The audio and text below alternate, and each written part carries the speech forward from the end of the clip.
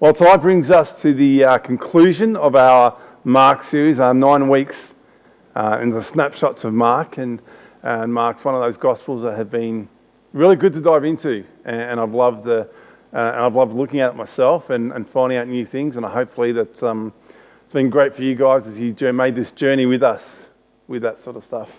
Tonight we're going to be touching on something that battles with us all. And will happen to us once in a lifetime, sometimes more times, and sometimes we all struggle with it all the time. And it's a really good way to look at how Jesus deals with this sort of stuff. But so I want to open up with just something else and go from there. And I wanted to ask a question of when you were younger, did you try to use excuses to get out of doing things? I think we've all done it. And working at a school, I hear some wonderful excuses from students trying to get out of homework. And we actually had, a couple of weeks ago, we had one of those conversations around the staff room about this sort of topic, because a year 7 boy used a wonderful excuse to try and get out of doing some homework. And so he had this thing that was due in that day. And obviously he hadn't done it, he hadn't spent the time that he wanted to on it. And the teacher asked for it and he said, well, where's your homework? And little Johnny said, oh, well, I haven't been able to do my homework. I've been tending to my crops all night. And the teacher said, what, you don't own a farm. You don't look at that sort of stuff there. He goes, no, nothing like that. I was on Farm Bill all night. I couldn't do my homework because I had to look at this. And so, obviously that excuse didn't work. And so it started this conversation about some of the legitimate, or some of the excuses that they had when their time in teaching. Some was at the school where I'm working at. Not too sure I should mention it, but the camera there, but Melbourne College. But some was outside of that and some was overseas as well. So we had a little bit of a conversation around the staff room about some of the excuses that they had heard from students in trying to get out of homework. And so here was some of the ones that was shared with us that day. So one boy said, I couldn't do my homework last night because Dad and his friends were having a Call of Duty LAN party and I didn't have a computer to work on. And then we had a test. He said, this little year 7 didn't really know what was going on. I'm not picking on year 7s, but they're the ones who mainly come up with try these excuses. But he said, I can't use my calculator today for the test because it is solar powered and it's raining outside and the sun's not out. Unfortunately, it did work still, so he still couldn't use it. And an older student said, I couldn't hand in my homework last night because I was mugged last night. And I begged, and it sounded plausible because he had a few bruises or something like that, but that was from football, we found out afterwards. But what it broke himself down was he said, the guy, I begged him not to keep my USB, but then he insisted on taking it, yelling at, he must have some classified information, so I'm going to use it to sell it. And so that's what the boy said. And so once he said that, we obviously knew it was a bit of a fake. And as they get older, they come up with more elaborate schemes, which is kind of cool. And this one was, I used to steal Wi-Fi from my next door neighbour's internet, but they put a code on it, so I couldn't email my assignment to you. So I used that excuse. And the last one was actually one he got away with, and they showed the picture to be leaving. He said, my brother was playing with his new crossbow and put an arrow through my monitor. And he actually had a photo of a monitor with an arrow at his home. So unfortunately for that boy, he was able to get away with doing his homework for one night. But that's it. And the other day, when a girl came to my office who had desperate measures to try and miss a sack, she had first period. So she made up an elaborate excuse not to come, and her parents bought it, and so she didn't come to class that first period. But lo and behold, she got her information wrong, and the sack wasn't the first period, it was the last period. So she rocked up to school thinking she got out of doing it, but then obviously quickly realised that it was last period and she still had to do this test. Now, it didn't take her long before fear engulfed her. And she actually came to my office with 2 periods to go and said, distraught and in tears, and said, I can't do this. I can't do it. There's one reason why I can't do this, because I haven't just prepared and I just don't know what to do. And for this girl, it was real because she was in tears. She was distraught by it. And the fear of actually doing this test overwhelmed her to the point where she couldn't do it. And she was actually making herself ill because of it. Now, she didn't get out of doing it, but to her, the fear of doing it was actually real. Testophobia, apparently it's called, and it's actually the fear of doing test exams, is real for some people. And it brings that fear of not being able to do something and not having control over something that happens. And so for her, she had this moment, this panic attack moment, this real moment where she couldn't control what was going to happen and she didn't know what to do. So her only response was to go inside herself and be really upset and nervous about it. And for us, sometimes in our lives, there's been times when that's happened to us. When we've had to face something that we don't know what it is, or we don't want to face it, and we maybe not had the same experience as that girl did, but we've had similar experiences. We just don't want to face it. We don't know how to get on with it. We don't know what to do. We're just really upset, and we don't know what to do. And it could have been like illnesses. It could have been tests. It could have been interviews. It could have been something in our lives which we didn't want to confront. It might have been talking to someone that we knew that we had a bad conversation with. And it might have been something that we didn't want to do. We know we had to do it, but for us it's causing us more pain and grief than ever before. And sometimes, if you're like me, we worry more about the future and about things we can't change than stuff we can actually change. And it's comforting for me to know that Jesus felt the same way sometimes. That Jesus had this moment inside of him where he was dealing with this sort of fear and pain and agony himself. Not to the same level as we did, and it was totally different for him, but it's good to know that. And I want to get to the Bible reading that we're talking about today, and hopefully I can get my little thing to work. Hey, excellent. Mark 14, 32 to 42. It's a bit small, but I'll read it out as well. It says, they went to a place called Gethsemane, and Jesus said to his disciples, sit here while I pray. He took Peter, James, and John along with him, and he began to be deeply distressed and troubled. My soul is overwhelmed with sorrow to the point of death, he said to them. Stay here and keep watch. Going a little farther, he fell to the ground and prayed that if possible the hour might pass from him. Abba, Father, he said, everything is possible for you. Take this cup from me, yet not my will, but your will, but what you will. Then he returned to his disciples and found them sleeping. Simon, he said to Peter, are you asleep? Couldn't you keep watch for 1 hour? Watch and pray so that you will not fall into temptation. The spirit is willing, but the flesh is weak. Once more he went away and prayed the same thing. When he came back, he found them sleeping again because their eyes were very heavy. They did not know what to say to him. Returning a third time, he said to them, are you still sleeping and resting? Enough, the hour has come. Look, the Son of Man delivered into the hands of sinners. Rise, let us go. Here comes my betrayer. And so, in Mark's version of events, and I'll get back to that one, it happened at a place called the Gardens of Gethsemane. In other places, it was like the foot of Mount of Olives. And so for this time, Jesus used to use this place as a bit of a refuge. In Luke chapter 21, verse 37, it says, each day Jesus was teaching at the temple, and each evening he went out and spent the night on the hill called the Mount of Olives. And the people came early in the morning to hear him at the temple. So Jesus used to use this space as a bit of a refuge for him. A bit of a time to get away from it all and spend with God. So it has a bit of history. So I want to walk through this place. I want to walk through what happened to him. So 2 weeks ago, when Ian spoke to us, they finished their meal. They finished the Last Supper. And they walked out. They might have been singing a hymn. But as they were walking out, Jesus obviously feels a bit distressed. And so they walk along. He says to all his disciples, he says, I'm going to have some time alone with God. I'm going to pray. He asks the 8 of them. He says, wait here.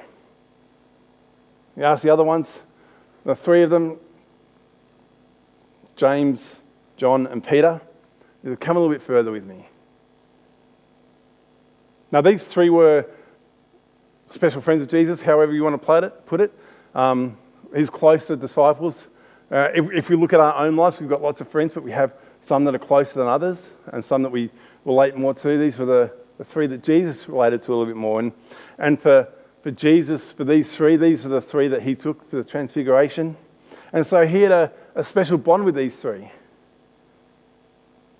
as we all do with other people in our lives. So Jesus says, he takes them along and says, look, he opens up a little bit more to them.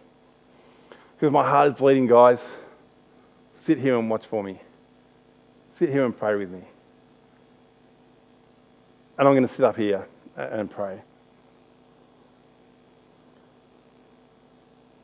And then it says Jesus wrestles with it and says, take my cup away. And I'll just tackle that a little bit before we get into what he actually says beforehand.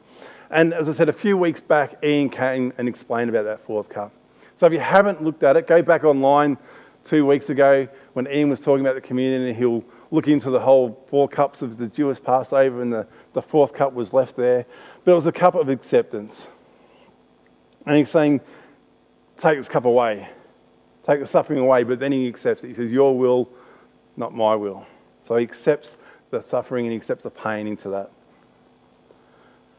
But before that, Jesus knows what's going on. Jesus knows what has to happen in the next 24 hours. He's going to suffer for the sins of everyone. And here he has a very human moment that we all have. In that moment, he's wrestling with the task of what he has to do, but he doesn't want it to happen. Or he's complaining to God, or he's wrestling with God to say, hey, does this really have to happen this way? Is there another way? See, Jesus knew what was going to happen. He'd been telling everyone what was going to happen. He's been telling, I'm going to die. Now, I'm going to be risen again. These people are going to persecute me. You're going to get persecuted as well. So Jesus knew what was going to happen, but the reality is setting foot now. It's that night beforehand. And he's saying, no, I don't want this to happen. I don't want this to happen. Is there another way, God? He's still thinking about it. It's still upsetting him. He's crying out to God, surely there is another way. But I want us to think about what we do use prayer for and what prayer is often thought for. In modern circles, prayer is often thought like a wish list. Like, geez, Lord, can I pray that I'll get a good mark on this test? Or can I pray that I'll get a new car or be in a relationship? But Jesus' prayer like that sort of time wasn't about that. See, why is he praying to God if he knew that he was going to deny his request? Or if he knew he was going to say no, and it wasn't to change his destiny on the cross. So why is Jesus praying to God? Because Jesus knew that prayer isn't always about changing circumstances or fixing our problems. Sometimes prayer is about laying hold of God, laying hold of his strength and his comfort and his will into our lives. See, Jesus was crying out for God to comfort him and to be with him. He knew what he had to do, and it didn't make him feel any better than what he is now, but he had the emotion that he wanted to get out. He wanted that release of just crying out and saying, hey, God, I've had enough of this. See, I want us to notice the words in here. It says, he took Peter and James and John along with him, and he began to be deeply distressed and troubled. My soul is overwhelmed with a sorrow to the point of death, he said to them. That's how much Jesus is feeling right now. It's not like, yeah, I know what I'm going to do, guys. This is what I'm going to do. He's really feeling it. He's really feeling that pain and the agony now. Now that is real. I'm deeply grieved, or I'm deeply distressed, it says in some translations. Jesus didn't have to say that. He didn't have to confide to his other people. He didn't have to confide to God. But he wanted to get it out. He wanted that release to say, hey. See, in Western society, especially in our culture, we are taught to keep everything into ourselves. We're taught to deal with our feelings ourselves. Now, even in church circles, we come to church, and even if we've had a bad week or a bad month, we put on a happy face and say, hey, yeah, everything's okay. Everything's fine. And sometimes our prayer life's like that as well. We just go through the motions of our prayer life. We don't really think about it. We just go through and say, hey, yeah, God, I pray for this. I pray for my friends. I pray for my family. And yeah, I've got this little problem inside of me. Yeah, you can deal with it. But we're not really as honest as we should be sometimes. And see, here Jesus is saying, I'm deeply grieved. I'm deeply distressed. My soul is overwhelmed to the point of death. He's getting real. He's not holding back anything now. He's letting know how he's feeling. See, sometimes we can't suppress our feelings. Sometimes we need to let it get it out. There's that thought in the world and in some Christian circles that you can't be angry at God. And we discussed this before when we talked about, I think last year in Job and Jonah, that it's okay to be angry with God sometimes. We can't suppress our feelings. Anger is an emotion that is created by God, which is inside us. I don't think there is anyone in the world that has said they haven't been angry at one stage in their life, at something or someone. The problem with anger is that sometimes it consumes us and overwhelms us and overtakes us. And that's our first point of call, and we don't deal with it. That's when it becomes a problem.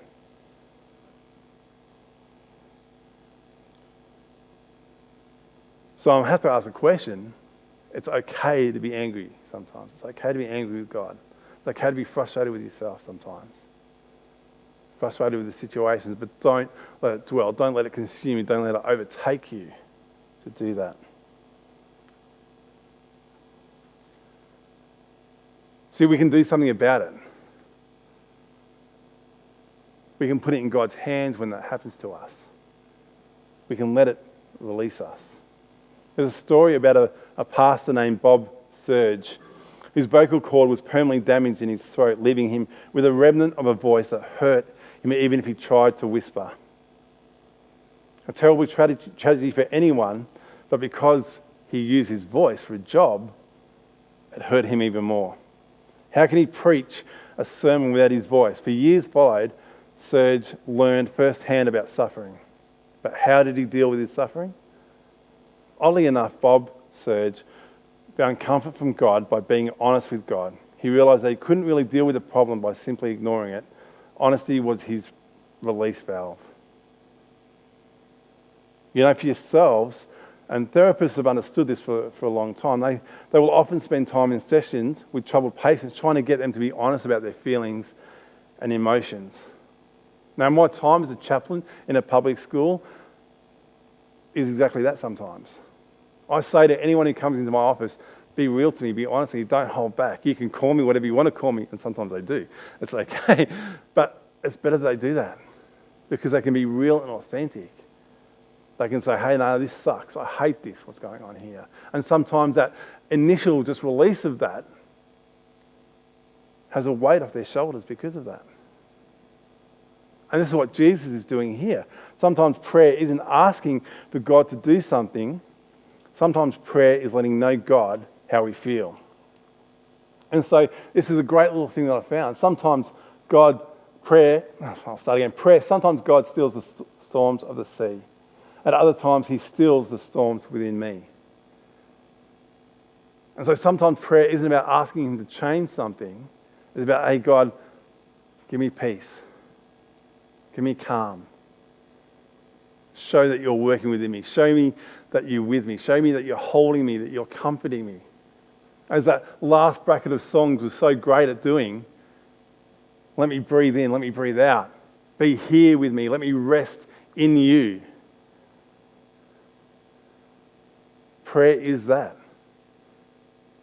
Prayer is sharing with God how you're feeling. See, I know for some people here, the harsh reality is that we are facing things, and you guys are facing things that you can't deal with. And that you struggle with on a daily basis. And that sometimes you think, hey, no, it's tough.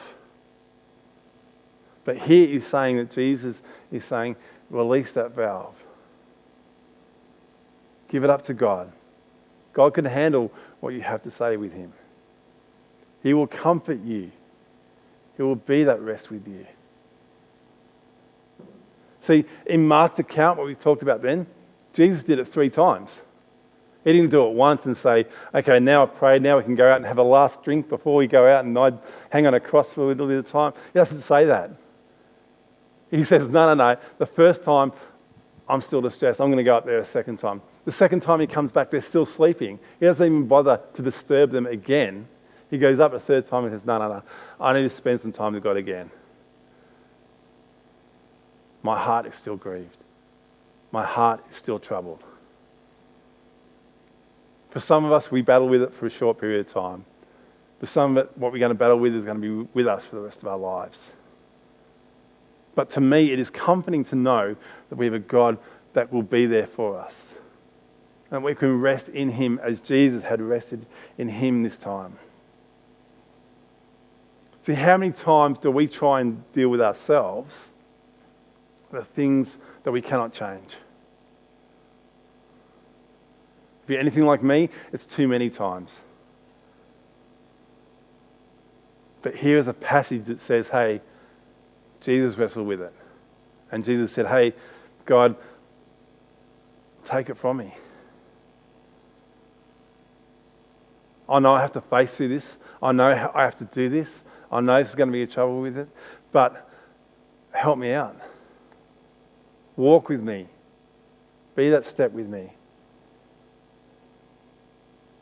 See, we need to release our pain and our anger into the arms of God.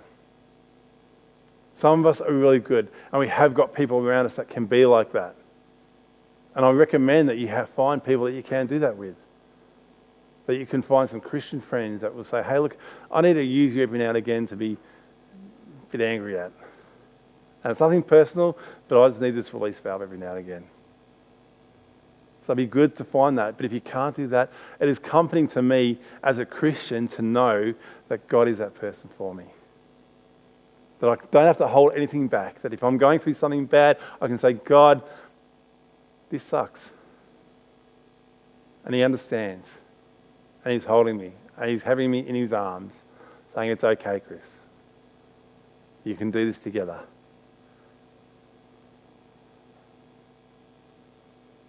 So I want to close in prayer now.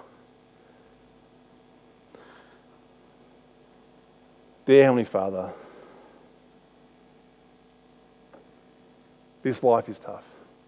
You said in so many parts of the Bible that it's not going to be an easy journey. And when we become a Christian, it doesn't get any easier. We just have someone to walk with us. And there are things in our lives that we might be facing now that we just cannot change. And we need your help with there, Lord. Lord, let us take rest. Lord, let us take refuge as Jesus did that night. And just be with you in that.